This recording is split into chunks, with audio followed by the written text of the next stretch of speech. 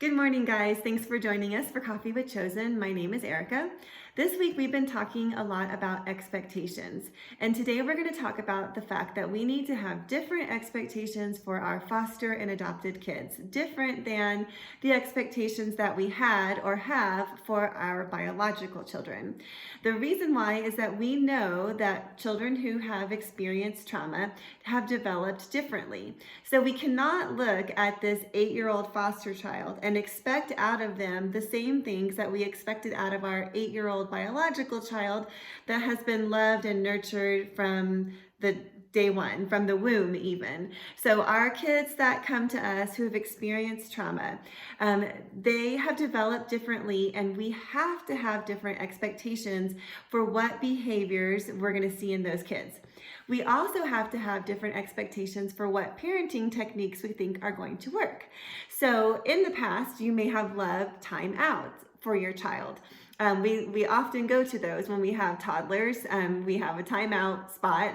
But for foster and adopted children, timeouts are very disconnecting, and it can cause a damage to your relationship when you separate yourself from that child. So we have to readjust our expectations and maybe do something like a time in instead, where that child is nearby you, and you're addressing that behavior.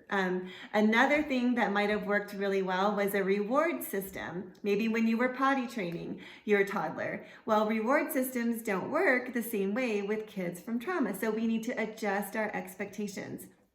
Another big thing that I think is really important to think about is that with our biological children, a lot of times we see a behavior that we don't like, and we think that we can use discipline to curb and shape that behavior, and a lot of times it works.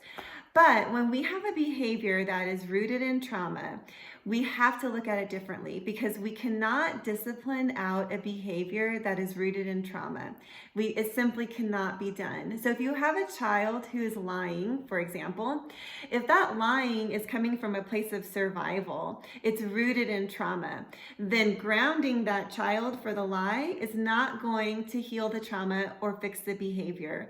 Instead, what we need to do is connect with that child. We need to be a safe place for that child to tell the truth. And through connecting, we're going to help our child heal, and we are going to help eliminate or reduce that behavior of lying. So if you would like to talk more about this, I invite you to join us this week on our parent-to-parent sessions, where we'll be talking more about expectations. And if you'd like to talk about this more in person, I invite you to click on the link to find out more about our parent education program here at Chosen, and we can work one-on-one with you to talk through some of these things. You guys have a great day. Bye-bye.